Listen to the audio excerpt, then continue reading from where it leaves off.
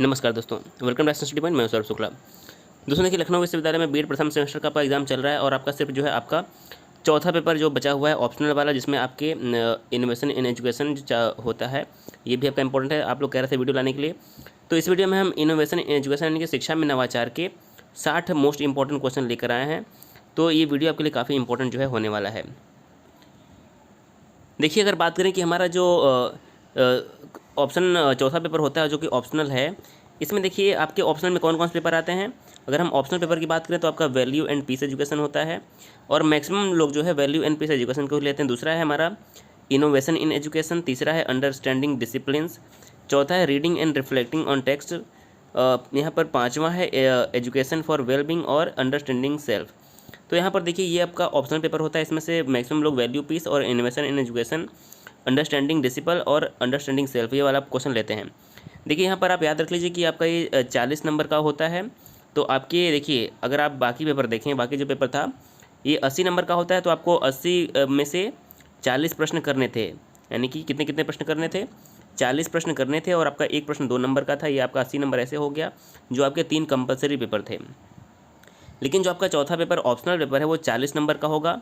तो ऐसा हो सकता है कि आपको 40 प्रश्न दिए जाएं और 40 में से आपको 20 प्रश्न करना रहे और 20 प्रश्न 2-2 नंबर के होंगे, तो आपके 40 नंबर के हो जाएंगे।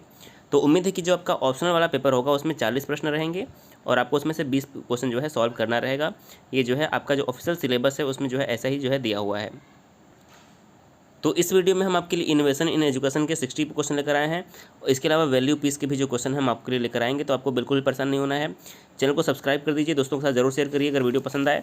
आइए शुरू करते हैं आज का वीडियो। देखिए हमारा पहला प्रश्न क्या है इनोवेशन वाले पार्ट से, नवाचार क्या है। नवाचार यानी कि इनोवेशन क्या है, हम इंग्लिश में भी कुछ टर्म बताते चलेंगे। तो नवाचार क्या है यानी कि इनोवेशन क्या है, तो हमारा आंसर क्या हो जाएगा, नंबर 1 है शिक्षा में नित्य नवीन परिवर्तन। देखिए जो शिक्षा में नित्य नवीन परिवर्तन को ही हम नवाचार यानी कि इनोवेशन कहते हैं। इनोवेशन का मतलब ये होता है कुछ नया करना। ऑप्शन नंबर ए जो है करेक्ट हो जाएगा। दूसरा प्रश्न है रचनात्मक गतिविधि के लिए मानव क्षमताओं के रूप में नवाचार नहीं है। रचनात्मक गतिविधि यानी कि क्रिएटिव एक्टिविटी के लिए मानव क्षमता में इनोवेशन कौन सा नहीं है। तो क्रिएटिव एक्टिविटी में जो देखिए कल्पना का के रूप में ये हो सकता है, नवीनता एवं सरलता के रूप में हो सकता है, रचनात्मकता के रूप में हो सकता है। देखिए जो क्रिएटिव एक्टिविटी है वो सामाजिक रूप में नहीं हो सकता है। तो ऑप्शन नंबर हमारे यहाँ पर जो है सी करेक्ट हो जाएगा। तीसरा प्रश्न है जब कोई व्यक्ति परंपरागत तौर तरीके से हटकर नए ढंग से कार्य करता है तो वह क्या कहलाता है। तो जब कोई व्यक्ति परंपरागत ढंग से हटकर जो है कोई कार्य करता है तो उसे हम नवाचार यानी कि इनोवेशन कहते हैं। ऑप्शन नंबर हमारा यहाँ पर डी इनोवेशन करेक्ट हो जाएगा। चौथा प्रश्न है नवाचार एक ऐसा विचार है जिसकी प्रतीत व्यक्ति नवीन विचार के रूप में करे। ये कथन किसका है, तो ये कथन है E.M. रोजर्स का। ऑप्शन नंबर हमारे यहाँ पर ए जो है करेक्ट हो जाएगा। आप नोट्स भी बना सकते हैं यहाँ से। पांचवा प्रश्न है नवाचार यानी कि इनोवेशन एक ऐसा विचार है, व्यवहार है अथवा वस्तु है जो जो नवीन है और जो वर्तमान स्वरूप से गुणात्मक दृष्टि से भिन्न है। तो ये हमारा ये कथन किसका है, तो ये कथन है वॉर्नेट का। ऑप्शन नंबर सी ये वॉर्नेट का कथन है। छठा प्रश्न है शैक्षिक नवाचार यानी कि इनोवेटिव एजुकेशन यानी कि आप कह सकते हैं एजुकेशनल इनोवेशन। शैक्षिक नवाचार अथवा शैक्षिक नवीन विधाओं को जानने के स्रोत हैं। तो 6 नंबर का हमारा करेक्ट हो जाएगा। देखिए शिक्षा संबंधी पत्रिकाएं, शोध पत्रिकाएं, शिक्षा प्रसार सेवा विभाग, ये सभी जो हैं हमारी शैक्षिक नवाचार जानने के स्रोत हैं। तो ऑप्शन नंबर डी करेक्ट हो जाएगा। सातवां प्रश्न है इनमें नवाचार के 5 आई में शामिल नहीं है। इनोवेशन के 5 आई में शामिल नहीं है, कौन सा। तो 7 नंबर का हमारा बी अवलोकन हो जाएगा, जो ये 5 आई में शामिल नहीं है। इसके अलावा कल्पना यानी कि इमेजिनेशन हो जाएगा, आविष्कार हो जाएगा और कार्यान्वयन हो जाएगा। कार्यान्वयन का मतलब क्या हो जाएगा, इम्प्लीमेंटेशन हो जाएगा, इमेजिनेशन हो जाएगा। अगला प्रश्न है चौथा प्रश्न हो चुका है, ये हो चुका है। 9वां प्रश्न हमारा है, देखिए 8वां प्रश्न हो चुका है, माफ़ कीजिएगा 7वां प्रश्न हो चुका है। 8वां प्रश्न है रोजर्स और शोमेकर के संशोधित संस्करण में कुल कितने चरण हैं। तो रोजर्स और शोमेकर का जो संशोधित संस्करण है उसमें कुल मिलाकर 4 चरण हैं। कितने चरण हैं, ऑप्शन नंबर हमारे यहाँ पर ए करेक्ट हो जाएगा, 4 चरण हैं। अगला है 9वां प्रश्न शैक्षिक नवाचार का एक प्राकृतिक इतिहास है और एक अर्थ में यह एक जीवन चक्र है। यह कथन किसका है। तो 9 नंबर का हमारा सी करेक्ट हो जाएगा। यह कथन है कार्लसन ने कहा है कि शैक्षिक नवाचार का एक प्राकृतिक इतिहास है और एक अर्थ में यह एक जीवन चक्र है। तो ये कथन है कार्लसन का, सी ऑप्शन सही हो जाएगा। 10वां प्रश्न है, रूसित के अनुसार प्रारंभिक विश्लेषण में शामिल नहीं है। तो प्रारंभिक विश्लेषण में नवाचार को स्थापित करना ये शामिल नहीं है। ऑप्शन नंबर हमारा बी सही हो जाएगा। अगला है 11वां प्रश्न, अपेक्षित दृष्टि और नियोजन प्रतीकों के विकास से संबंधित महत्वपूर्ण चरण है कौन सा? तो ये हमारा विज़न हो जाएगा। क्या हो जाएगा? Vision. Option number D correct हो जाएगा। 12वां प्रश्न है, जुलाई 2015 में भारत में कुल नवाचार केंद्रों की संख्या कितनी है? तो 2015 के अनुसार जो भारत में नवाचार केंद्रों की संख्या है वो 8 है। कितनी है? सी। अब 6 साल हो चुका है तो 6 साल में और बढ़े होंगे, लेकिन 2015 के अनुसार 8 करेक्ट हो जाएंगे। NRDC का फुल फॉर्म क्या है? 13 नंबर प्रश्न है, NRDC का फुल फॉर्म क्या है? तो NRDC का फुल फॉर्म होता है राष्ट्रीय अनुसंधान विकास निगम, यानी कि नेशनल रिसर्च डेवलपमेंट काउंसिल। क्या हो जाएगा? National development research council, NRDC। अगला प्रश्न है हमारा 14वां, नेशनल इनोवेशन फाउंडेशन किस विभाग से संबंधित है? नेशनल इनोवेशन फाउंडेशन यह किस विभाग से संबंधित है? तुम्हारा हो जाएगा विज्ञान और प्रौद्योगिकी विभाग, यानी कि साइंस एंड टेक्नोलॉजी डिपार्टमेंट। क्या हो जाएगा? Science and technology. 15वां प्रश्न है, राष्ट्रीय अनुसंधान विकास निगम यानी कि national research development council, national research development council की स्थापना कब हुई थी? तो ये हमारा हुआ था 1953 में। कब हुआ था? 1953, यानी कि ऑप्शन नंबर डी करेक्ट हो जाएगा। 16वां प्रश्न है, कृषि के संबंध में नवाचार एवं ग्रामीण विकास के लिए स्थापित अनुसंधान संगठन कौन सा है? तो ये हमारा हो जाएगा CRISP। ऑप्शन नंबर ए जो है करेक्ट हो जाएगा।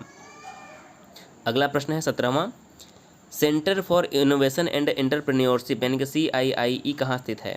तो centre for innovation and entrepreneurship जो स्थित है हमारा अहमदाबाद, यानी कि कहाँ पर? गुजरात के अहमदाबाद में स्थित है।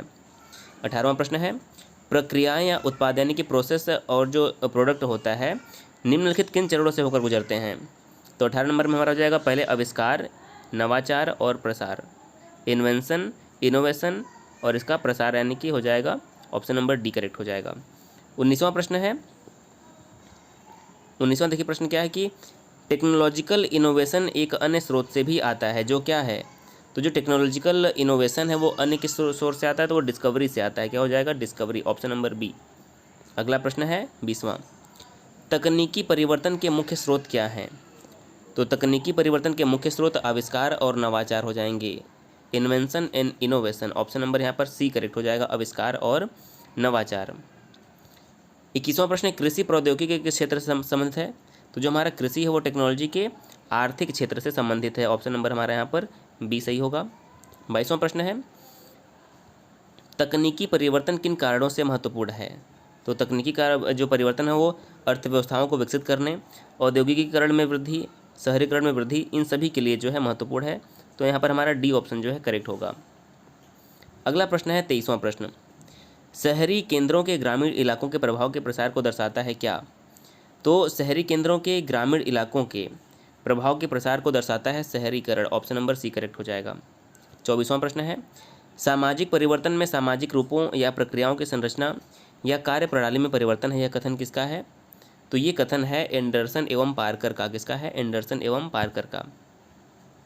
25वां प्रश्न है, शिक्षा और सामाजिक परिवर्तन एक दूसरे से संबंधित नहीं है, यानी कि एजुकेशन और जो सोशल चेंज है यह एक दूसरे से रिलेटेड नहीं है, ये कथन किसका है? ये कथन है आर्थिक रूप से जो है संबंधित है। माफ़ कीजिएगा, हाँ ये आर्थिक रूप में है, एक दूसरे से संबंधित नहीं है, ये आर्थिक रूप में। किसमें? आर्थिक रूप से संबंधित नहीं है। 26वां प्रश्न है, विचार की स्वतंत्रता को पुरुषों के दिमाग की क्रमिक रोशनी द्वारा सबसे अच्छा बढ़ावा दिया जाता है जो विज्ञान की उन्नति से आगे बढ़ता है, यह कथन किसका है? तो 26 नंबर का ये चार्ल्स डार्विन का कथन है। किसका है? चार्ल्स डार्विन, जो कि प्रकृतिवादी थे।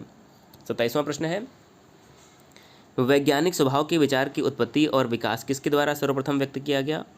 तो वैज्ञानिक स्वभाव के विचार की उत्पत्ति और विकास का जो सबसे पहले जो ये बात था किसके द्वारा किया गया? तो ये किया गया था चार्ल्स डार्विन के द्वारा। सी ऑप्शन करेक्ट हो जाएगा।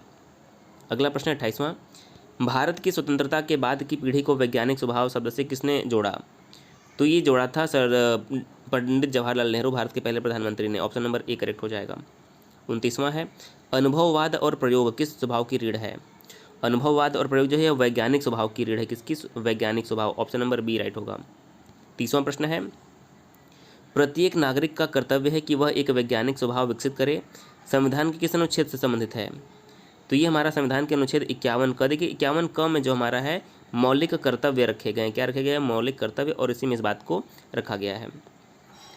31वां प्रश्न है राष्ट्रीय विज्ञान दिवस कब मनाया जाता है? तो बहुत ही इंपॉर्टेंट और इजी प्रश्न है, अगर आपको याद होगा तो, कि 28 फरवरी को सीवी रमन को जो है नोबेल पुरस्कार मिला था, हमारे देश के महान वैज्ञानिक थे, और इसी दिन को जो है 28 फरवरी को राष्ट्रीय विज्ञान दिवस के रूप में मनाया जाता है। तो 31 नंबर का हमारा 28 फरवरी सी करेक्ट हो जाएगा। 32वां है राष्ट्रीय विज्ञान दिवस 2019 की थीम क्या थी? तो ये थी वैज्ञानिक स्वभाव को बढ़ावा देना। ये जो था 2019 के राष्ट्रीय विज्ञान दिवस की थीम। आप 2020 और 21 का भी याद कर लीजिएगा। 33वां है कि नवाचार की बाहरी बाधाओं में आते हैं। तो नवाचार की बाहरी बाधाओं में तकनीकी संबंधी बाधाएं आती हैं। ऑप्शन नंबर हमारा यहाँ पर बी सही हो जाएगा। 34वां प्रश्न है नवाचार की आंतरिक बाधा की बात करें, यानी कि जो हमारे इनोवेशन के इंटरनल जो समस्याएं होती हैं वो कौन कौन सी होती हैं?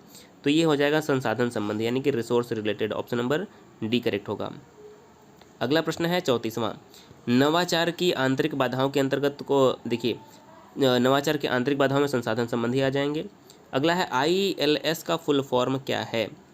तो ILS का जो फुल फॉर्म होता है कि इनोवेटिव लर्निंग स्पेस। क्या होता है? Innovative learning space, ILS। ये करेक्ट हो जाएगा। ILE का फुल फॉर्म क्या है? तो ILE का फुल फॉर्म हो जाएगा इनोवेटिव लर्निंग एनवायरनमेंट। देखिए IL इनोवेटिव लर्निंग हो गया, S लगाएंगे तो आपका यहाँ पर क्या हो जाएगा? स्पेस, और इनोवेटिव लर्निंग E से एनवायरनमेंट हो गया। तो यहाँ पर हमारा बी ऑप्शन करेक्ट है। 37वां प्रश्न है अभिनव कक्षा कक्ष की विशेषताएं नहीं हैं। तो जो अभिनव कक्षा कक्ष की विशेषताएं नहीं है वो है आविष्कार, परिवर्तन, संयोजन और सहयोग है। आविष्कार यहाँ पर करेक्ट हो जाएगा। 38वां है आधुनिक स्कूलों की अभिनव कक्षा कक्ष में प्रोग्राम नहीं चलाए जाते हैं। तो देखिए हमारा अगला प्रश्न क्या है?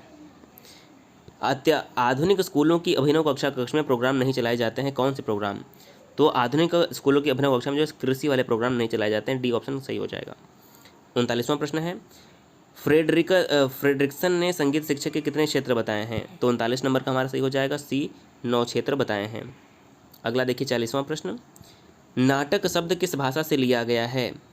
तो जो नाटक शब्द है ये ग्रीक भाषा से लिया गया। किस भाषा से लिया गया है? नाटक जो है वो ग्रीक भाषा का शब्द है। ऑप्शन नंबर हमारा यहाँ पर बी करेक्ट होगा। 41वां कि प्रदर्शन में दर्शाई जाने वाली कल्पना की विशिष्ट विधा कौन सी है? तो ये हमारी हो जाएगी नाटक। Option number C. 42वां है नाटक की पटकथा में छात्रों को एक विशेष भूमिका दी जाती है। इसको क्या कहते हैं? तो इसको हम कहते हैं, ऑप्शन 42 नंबर प्रश्न का हमारा सही हो जाएगा, उसे रोल प्ले कहते हैं। क्या कहते हैं? Role play. Option number A सही हो जाएगा। अगला प्रश्न है 43वां राष्ट्रीय नाट्य विद्यालय कहाँ स्थित है? यानी कि नेशनल स्कूल ऑफ ड्रामा, जिसे हम NSD कहते हैं। नवाजुद्दीन सिद्दीकी हो गए, नसीरुद्दीन शाह हो गए, पंकज त्रिपाठी की बात करें, परेश रावल, सभी लोग NSD से पढ़ के निकले हुए, और ये नई दिल्ली में है, और वर्तमान में इसकी जो अध्यक्ष हैं वो परेश रावल ही हैं NSD के। अगला है 44वां किसका विचार सामाजिक और राजनीतिक संदेशों को हास्य और व्यंग्यात्मक तरीके से प्रसारित करना और जनता के बीच जागरूकता पैदा करना है? तो 44 नंबर का हो जाएगा नुक्कड़ नाटक का जो होता है। ऑप्शन नंबर बी करेक्ट हो जाएगा। 45वां प्रश्न है जम्मू कश्मीर को छोड़कर पूरे देश में बाल विवाह कानून कब पारित हुआ था? तो जम्मू कश्मीर को छोड़कर पूरे देश में 1929 में जो है बाल विवाह विरोध का जो है कानून बन गया था। तो सी ऑप्शन करेक्ट हो जाएगा। 46वां है गाजियाबाद शहर की मिट्टी में भारी धातुओं का निर्माण होने का कारण क्या है? तो देखिए गाजियाबाद में तेज़ी से शहरीकरण होने से जो है ये सब हो रहा है। ऑप्शन नंबर बी सही हो जाएगा। 47वां है जल प्रदूषण को मापने हेतु निम्न में से कौन सी जांच की जाती है? तो जल प्रदूषण को मापने के लिए बायोकेमिकल ऑक्सीजन डिमांड की जांच की जाती है। Biochemical oxygen demand, C option सही हो जाएगा। अगला है 46वां हो गया, 47वां हो गया। 48वां ऊर्जा के किस रूप में प्रदूषण की समस्या नहीं होती है? तो ऊर्जा के सौर रूप में जो है प्रदूषण की समस्या नहीं होती है। ऑप्शन नंबर सी करेक्ट हो जाएगा। 49 है वायुमंडल में उपस्थित ओजोन परत अवशोषित करती है किसे? देखिए जो हमारी ओजोन लेयर है वो UV रेज यानी कि अल्ट्रा वायलेंट रेज को जो है धरती पर आने से रोकती है। किसे? अल्ट्रा वायलेंट किरणों को जो है धरती पर आने से रोकती है। बी ऑप्शन यहाँ पर सही हो जाएगा। अगला देखिए 50 नंबर ओजोन परत पृथ्वी की सतह से कितनी दूर पर बनती है? तो जो हमारी ओजोन परत है यह 30 से 50 किलोमीटर तक जो है बनती है। बी ऑप्शन करेक्ट हो जाएगा। अगला है 51 मानव जनित पर्यावरण प्रदूषण कहलाते हैं कौन से? तो मानव जनित क्या हो जाएगा यहाँ पर हमारा पर जैविक हो जाएगा। सी ऑप्शन यहाँ पर राइट है। 52 नंबर प्रश्न है स्टॉकहोम सम्मेलन में भारत सरकार द्वारा पर्यावरण संरक्षण के बारे में अनुच्छेद जोड़े गए थे कौन से? तो 52 नंबर का 48A तथा 51AG जो है जोड़ा गया था स्टॉकहोम सम्मेलन में भारत के द्वारा। 53 है किस अनुच्छेद में नागरिकों को कर्तव्य प्रदान करता है कि वे प्राकृतिक पर्यावरण की रक्षा करें तथा उसका संवर्धन करें और सभी जीवधारियों के प्रति दयालु रहें? ये किस अनुच्छेद में कहा गया है? तो ये अनुच्छेद 51A(G) में, जो कि हमारा स्टॉकहोम सम्मेलन में जोड़ा गया था। अगला है 54, पर्यावरण संरक्षण अधिनियम कब पारित हुआ था भारत में? तो ये 1986 कब हुआ था? 1986 में भारत में पर्यावरण अधिनियम संरक्षण जो है पर्यावरण संरक्षण अधिनियम पारित हुआ था। 55 है, आत्म साक्षात्कार शिक्षा का अंतिम उद्देश्य है, यह कथन किसका है? तो आत्म साक्षात्कार शिक्षा का अंतिम उद्देश्य है, तो 55 नंबर का हमारा करेक्ट हो जाएगा। ये कहना है गोविनी जेंटल का, डी करेक्ट हो जाएगा। अगला है 56, सामाजिक मुद्दों और मानव जीवन के सामान्य या सार्वजनिक पहलुओं का अध्ययन करता है। तो सामाजिक मुद्दों या फिर मानव जीवन के सार्वजनिक पहलुओं का अध्ययन समाजशास्त्र यानी कि सोशियोलॉजी करता है। ये ऑप्शन यहाँ पर सही होगा। 57 है, निम्नलिखित में से कौन सी नवाचार की पद्धति नहीं, इनोवेशन की पद्धति कौन सी नहीं है? तो देखिए, जो सूचनाओं का आदान प्रदान करना होता है यह इनोवेशन की पद्धति नहीं है। 58 है, नवाचार यानी कि इनोवेशन के अंतर्गत शिक्षण के लिए कुछ कैसे तरीके अपनाए जाते हैं? तो कुछ पारंपरिक और कुछ सामान्य तरीके अपनाए जाते हैं। 58 नंबर का हमारा देखिए, कुछ नए और उपयोगी तरीके अपनाए जाते हैं। क्या हो जाएगा? नया और उपयोगी। इनोवेशन में सब कुछ नया होगा। 59 नंबर प्रश्न है, मूल्यांकन एक निरंतर चलने वाली प्रक्रिया है, यह कथन किसका है? तो ये कथन है एनसीईआरटी का, national council for education research and training का। सी, एनसीईआरटी ने कहा है कि मूल्यांकन एक निरंतर चलने वाली प्रक्रिया है। और आज का अंतिम प्रश्न है, शैक्षिक नवाचार के आवश्यक तत्वों को व्यक्त किया जाता है किसके द्वारा? शिक्षा में गुणात्मक सुधार, वैज्ञानिक एवं तकनीकी ज्ञान का प्रसार, मानवीय संसाधन का विकास करने के लिए। तो हमारा सही हो जाएगा, शैक्षिक नवाचार जो है इन सभी के लिए जो है व्यक्त किया जाता है। डी ऑप्शन करेक्ट हो जाएगा। तो देखिए, इस वीडियो हमने इनोवेशन इन एजुकेशन के हमने मोस्ट इंपॉर्टेंट 60 क्वेश्चन डिस्कस किए हैं। इसके अलावा हम वैल्यू पीस के भी आपको वीडियो देंगे। इसके अलावा इनोवेशन के भी जो है और वीडियो आपको दिए जाएंगे। तो आप चैनल को जरूर शेयर करिए अपने दोस्तों के साथ, चैनल को सब्सक्राइब करिए और वीडियो कैसा लगा आप एक कमेंट अपने जो है जरूर करिएगा कि वीडियो कैसा लग रहा है। वीडियो देखने के लिए बहुत बहुत धन्यवाद।